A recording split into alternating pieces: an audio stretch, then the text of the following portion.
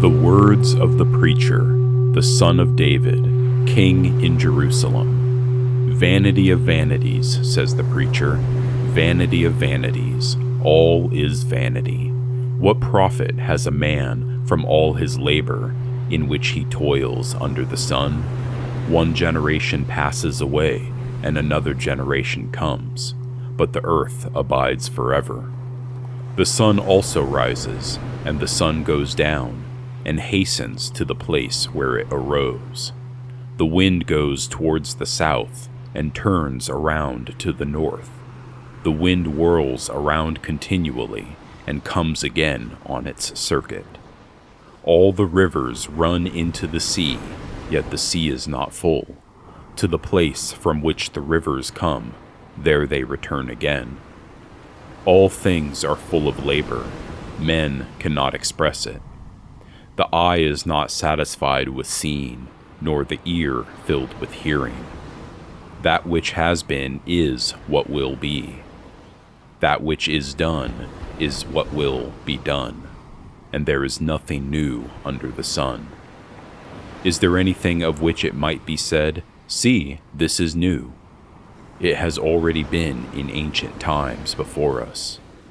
There is no remembrance of former things, nor will there be any remembrance of things that are to come, by those who will come after. I, the preacher, was king over Israel in Jerusalem, and I set my heart to seek and search out by wisdom concerning all that is done under heaven.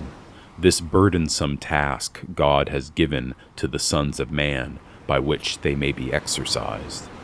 I have seen all the works that are done under the sun, and indeed, all is vanity and grasping for the wind.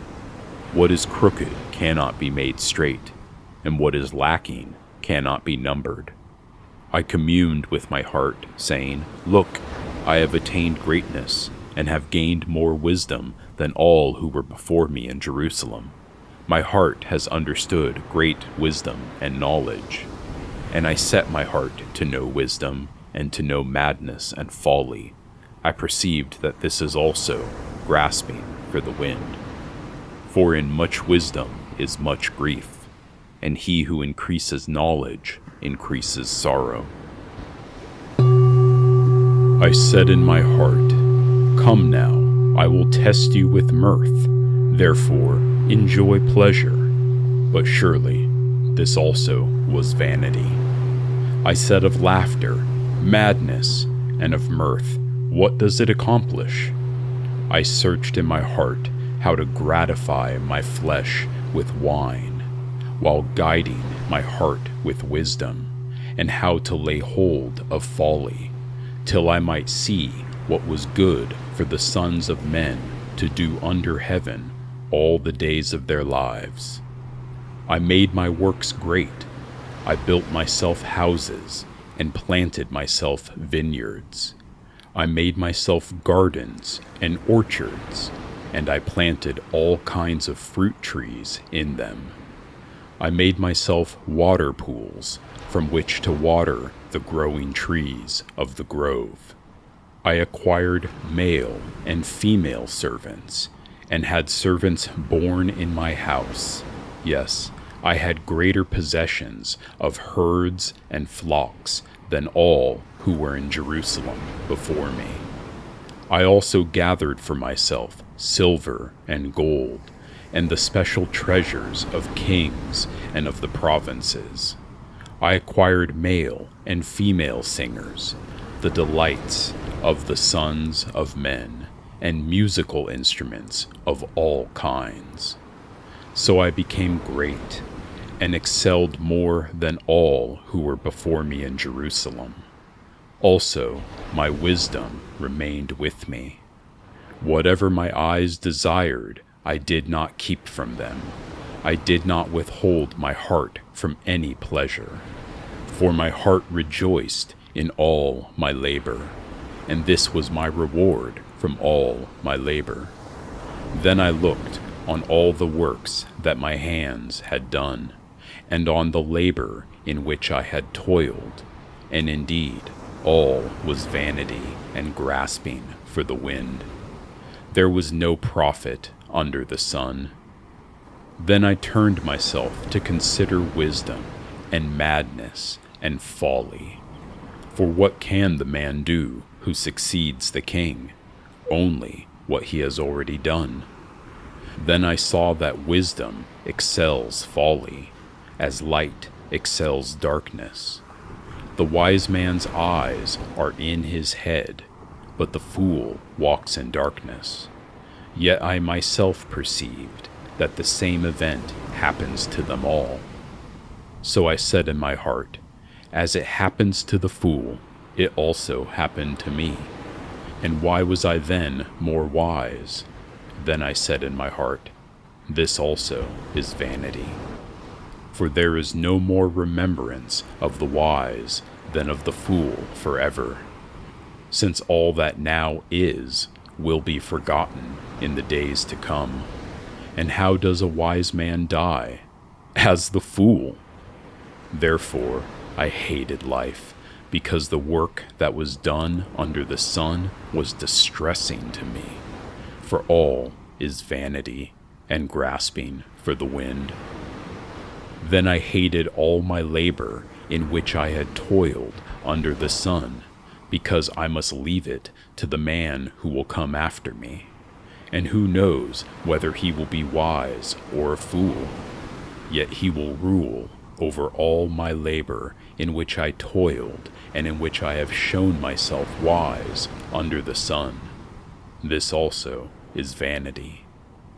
Therefore I turned my heart and despaired of all the labor in which I had toiled under the sun.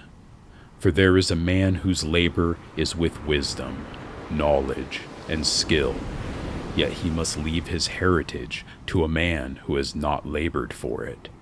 This also is vanity and a great evil.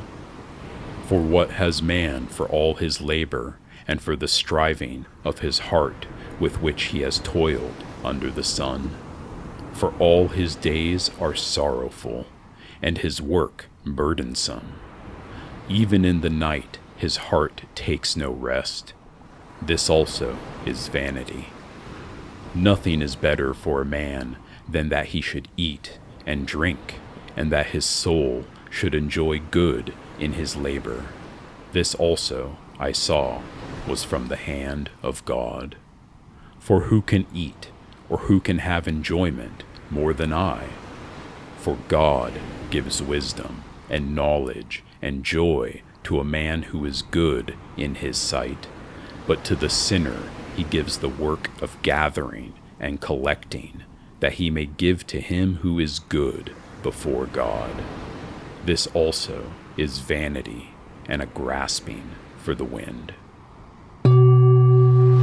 To everything there is a season, a time for every purpose under heaven, a time to be born and a time to die, a time to plant and a time to pluck what is planted, a time to kill and a time to heal, a time to break down and a time to build up, a time to weep and a time to laugh, a time to mourn and a time to dance, a time to cast away stones and a time to gather stones, a time to embrace and a time to refrain from embracing, a time to gain and a time to lose, a time to keep and a time to throw away, a time to tear and a time to sow, a time to keep silence and a time to speak,